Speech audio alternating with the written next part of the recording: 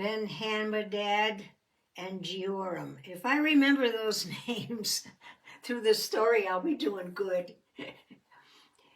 Jehoram was now ruling over the city of Samaria, or the Samaria area. And Ben-Hadad was the Assyrian warrior and the wicked ruler of Assyria. They were enemies. And he decided he wanted to take all the Israelites as slaves. And so he came booming down through the mountains with all of his armies on their horses and all of their armor. And he was going to take over the city. And people were yelling inside the city, the Assyrians are coming, the Assyrians are coming.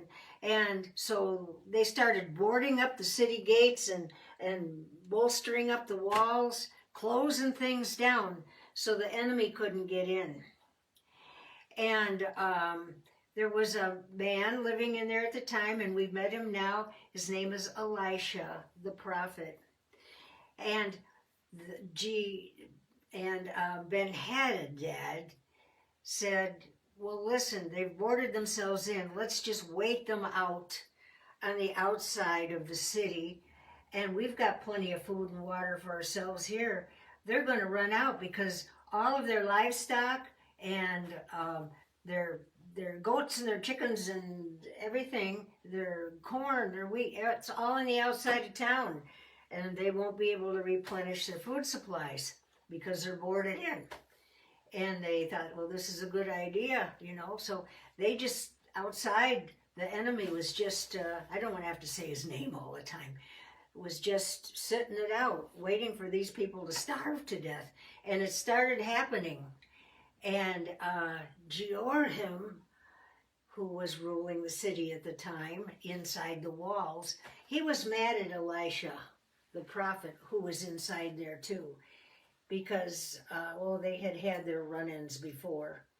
Elisha was God's prophet. And so Jehoram sent his, number 2 guy, sent him over to Elijah's house and told Elisha, you got to do something from God because this isn't working out for us. People are starting to eat their own pets and our horses, and we're eating our donkeys. We're running out of food. Everything's okay around us, but inside we're starving. And also Ben-Hadad was just sitting outside waiting for him to starve to death. They didn't know what to do, so Elijah heard from the Lord. He said, don't worry, you go tell the king that tomorrow at this time, there'll be plenty of food at the city gates for everybody to eat. And the servant said, oh, come on now. He said, you think that, he says, your God will do this? Elisha said, trust me, trust in the Lord. And so the servant or vice president or whatever he was, he went back and told the king what Elisha had said. And the king he was a wicked king. He was not a good king either. And neither was the one that was coming.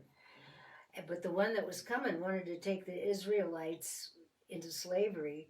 And the Israelites weren't happy with what they had inside the walls either. Well, there were 4 lepers, 4 men that were lepers inside the city, inside the walls, and they were keeping their distance from everybody, and they were talking among themselves, and they said, it's better that we go out there and give ourselves up and get something to eat rather than just to sit here and die like this.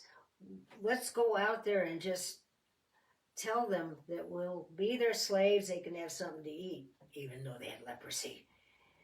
And so they started to work their way outside the city walls.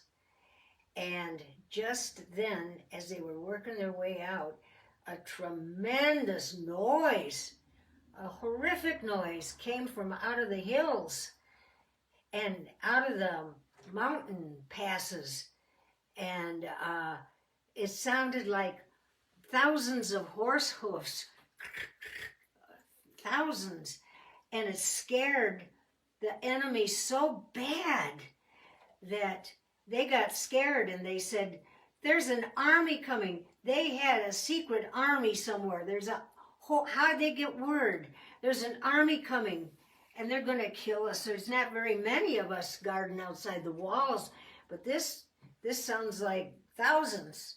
And so the Assyrian army got so scared, they turned tail and they got on their horses and got out of there, and they ran through the passes and the hills. And as they were going, they dropped everything.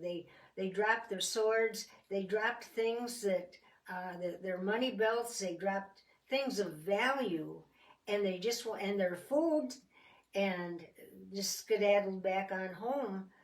And this left the 4 leper men. They went without them. So they were rummaging through all the stuff outside.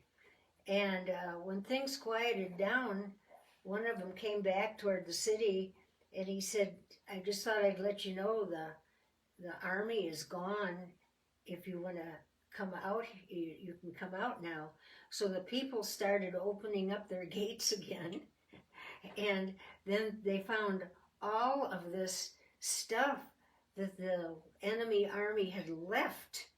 And they started picking up all these valuable things, food and money and everything. And it's just like Elijah had said, that next day by the city gate, there was plenty to eat for people. It was from the enemy army. They had dropped it all and just hightailed it. But then they were able to get back out to their own fields and crops and their own animals and everything again. And it's just as Elisha had said the day before, don't worry, God's going to take care of it. And God did. But because this servant that told Elisha this, because he didn't believe him, he said, what's God going to do? Open up a window and just dump things through? What are you, crazy? That servant was trampled to death by the crowd because he hadn't believed what Elisha said that God would do. So that's how that story ended, and God saved his people again, because even though Jeroham was not a very good ruler, there were a lot of people in there that loved the Lord, and he saved them, but he got rid of that Assyrian army with all of that windy racket. It sounded like horses' hoofs. It got scared away. Okay, I'll let you go. Bye-bye.